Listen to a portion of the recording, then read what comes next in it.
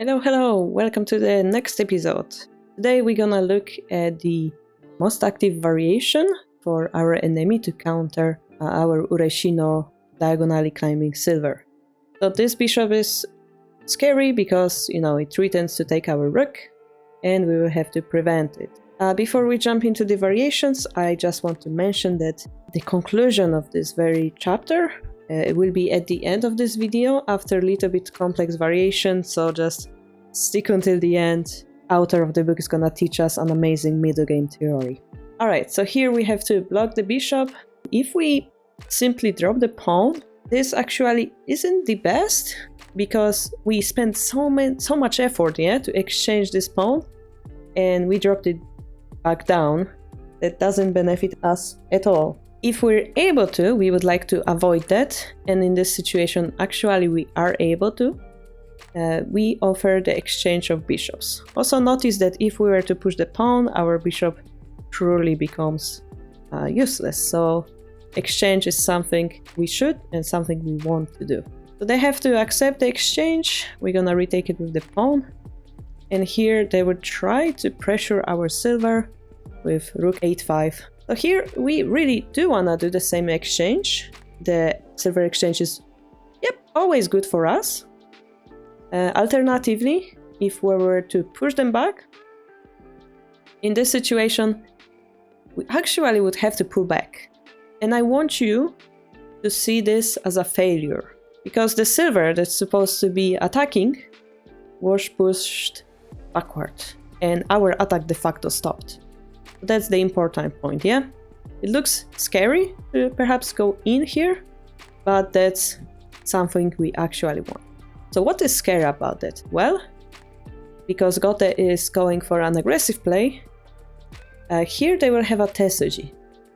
Well, every beginner will probably see that we can, take it, they defend, we go back. But here, Gote would be worse off because we have so many moves to play. We're able to drop pawn to 2, or pawn 3-3, or silver 3-4, allowing our rook sabaki, or even bishop 5-3, creating a horse. All those possibilities for Sente would be really interesting, and we don't de facto have bad points. Yeah, our rook came back safely to its own camp. So, in this moment, Gote will try to block us by using the continuous pawn drop technique. And if we were to go back here, because this pawn, I remind you, is protected now by the rook. If we go back, this silver actually is taken for free. And silver disadvantage like this, with no benefit for us, is not good. Yeah, we talked about this. If we lose piece, but gain piece activity, that's acceptable. Here we have neither the silver, neither the piece activity. So, actually, in this situation, we have to say bye-bye, rook, and take the silver. If they were to retake it, we're quite happy, because we were able to exchange silver once more, and again, just move back. We are threatening many moves to come, yes, starting with this pawn drop on 3-4, attacking the knight's head. Really nice follow-up for us. So they have to choose the aggressive variation of taking the rook, because they're invested. And we go for taking the gold. And this was a big decision. Here you can see many scary arrows. This point's gonna be important at the very end, as I said. But for now we keep it simple. Some moves that we would like to try is to surround the enemy king. And for example, we would like to play silver 3-4. Looks like a good move. We attack the king from above. We want to push him backward so that we can surround him easier. But in this moment, he can go sideways and slowly getting closer to his friends, Those bodyguards will come useful to them, stopping our attack. So we need something more here. And if we compare this position that we had just now, silver drop to pawn drop 2-2, king takes, and silver drop 3-4, if you compare those two positions, the king magically moved to the right. We spent one move to break their king shape. So this way we prevent him from reuniting with those generals on his right side. And this way our attack becomes stronger. It's a very interesting technique here. It wouldn't be interesting if they did nothing, so they will try to counterattack. And I would like to perhaps think a moment, what would you play here? I'll give you like 1 second. Well, if you went for, let's say, pawn drop 2-4, thinking this is a natural attack, you forgot to account for a small detail of your king being in checkmate in 1. It is my advice for beginners to, well, not only beginners, like advanced players as well, when you consider the position, always start with your own king first. Am I in checkmate or not? In this case, we are in checkmate, so we have to defend. And the advice that author gives us here is that we shouldn't use the gold in defense. The gold will be a crucial piece to checkmate this king, so we should use something else. And also we don't really want to use this gold because that weakens our king. So the move will be bishop drop 5-8, opposing bishop with a bishop. So their bishop is hanging, they will promote, to escape that line. Now we enter perhaps the most important part of this variation, where we have to skillfully checkmate this king. But if we go for the wrong approach, they will just run away back to their friends. We don't have enough pieces anymore to checkmate him, There is the proverb, we need 4 pieces to have a successful attack, continuous attack, So in order to maintain that pressure, we're gonna pick up some pieces on the way. And in order to pick up those pieces, we're gonna force them to bring the knight closer. This is again a checkmate threat, with a gold drop. And they have to take it in order to create the escape route. Only after this, we're gonna drop the pawn. We threaten a checkmate once more. They're gonna start running away. And if we chase him away, they're gonna run away. So a good move here will be rather to surround the king. This is where finally the gold becomes a handy piece. Remember, in endgame it is more often they're not effective way to capture the king is to surround, So now it perhaps looks like we're getting closer to surrounding the king, but if you calculate correctly, we only have gold, silver and pawn. Those will be 3 attacking pieces. We will need 1 more, One more to help us. Currently we're threatening some nasty things with promotion and promotion or here, pushing the king to the back rank, a winning endgame tactic. So they will try to protect this side. Notice they cannot protect both points at the same time. They'll try to maintain the escape route. We're gonna promote the pawn. King has to run to this square. And here we're gonna abandon the gold. I said we don't have enough pieces. And it slowly seems so, We picked up the knight, so we still have 3. But we will have an interesting move coming, Gold moves up so that the silver is protected. And there is an escape route. We drop the knight, force the silver to move. And here we have an interesting move, which is to use this bishop onto this square. And this move will de facto decide the game. They will have to protect the gold, because if the gold moves, he's checkmated. If the king moves, he's also checkmated, right? So they will have to move the rook. We're gonna take it. And we're gonna go for no defense winning situation. If the rook moves, we have checkmate with this knight unpromoted movement. Very beautiful way to end the game. Little bit sub-variation here. The silver doesn't have to escape, because this leads to a losing variation. Maybe we would prioritize to escape with the king, but we can pick up more and more pieces.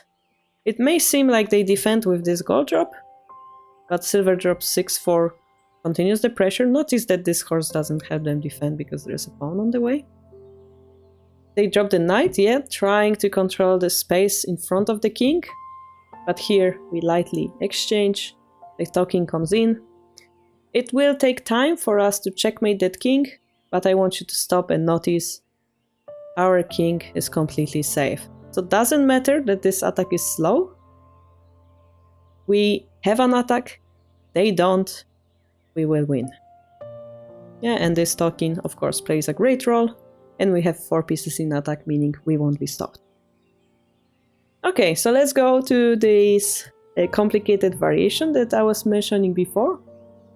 And this is gonna be this one. So one sub-variation I forgot to mention is, what if the king doesn't take this pawn, yeah? Turns out that us being able to pick up those 2 small pieces allows us to play the same Tesuji as in the last video lens, and will allow us to get the winning advantage.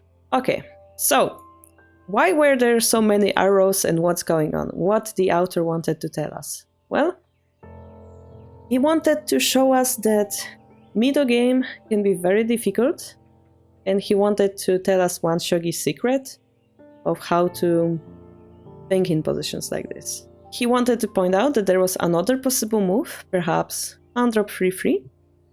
And here there are many variations, one of which, I mean, you can see, right? Knight takes, king runs, king runs. Those are the main variations here. We can take a look at them, like if knight takes, the knight will die, so it's not good. If the king runs, we have bishop drop, king runs, bishop promotion, again, not easy to defend that. Again, pawn drop, king runs to 4-1 this time. We try to surround him. Bishop drop, king runs, bishop promotion, also interesting. But among those variations, we will have king takes 3-3 variation, which is gonna be a little bit crazy. They're gonna try to escape, and we will have to go slower, which will de facto force us in this moment to defend, and will lead to quite a crazy sub-variation where our king is under pressure and their king at the same moment. Very severe variation for both sides, yeah? And the author was honestly not sure which line is better off, but I personally think it's good to notice that sometimes, you know, the computer points out to you this risky variation is better because it's more efficient. But humanly speaking, maybe that's not the best option. Maybe this option where we had this position, yeah, where our king was safer and their king was the only king under pressure is more playable, yeah? So general rule that the author wanted to point out here is that in this type of situations when you don't know what to do, pawns are your best friends. So if the position of this king is not easy to attack, use pawns to kind of change it a little bit. So the move that previously wasn't working is working, or you're able to speed up. So quoting the author, if you're not sure in middle game of what to play, use pawn to change the shape a little bit. So I want you to notice, as the final example, that here, this allowed us to change the king's position greatly, which de facto allowed us to create this token and force this knight jump and continue attacking. And personally, I would also you to notice that this variation was safer from the positioning of our king compared to pawn 3-3. So yeah, of course, middle game will be crazy difficult, but it's a good practice here, yeah, what to prioritize. Make the endgame easier for you, but playing the correct middle game moves, yeah? Force the king to move, enable your pawn promotions. Those gonna be your best friends. By the way, from the next video, I'm gonna change the way we set up the playlists. I will divide the opening that we're doing into some different playlists, and we're gonna do tips to beginners playlist with maybe those easier videos that are really beginner oriented. I realized that those Ureshino books might be a little bit too difficult. So I'm just gonna split those videos, change the numbering of the other playlists. We're gonna continue making those videos, but Ureshino's gonna have a playlist of its own. So please don't get confused, like why did the title change and why is it a different playlist? I just think it's gonna be better for beginners to not be thrown into deep water of the Ureshino opening like that, yeah? And that's all for today. Next lesson, we're gonna talk about the situation where the opponent refused to move the rook back, de facto preventing us from pushing this pawn as it would be taken by the crossing rook. We're gonna see what we can do against it. I will see you there. Bye bye.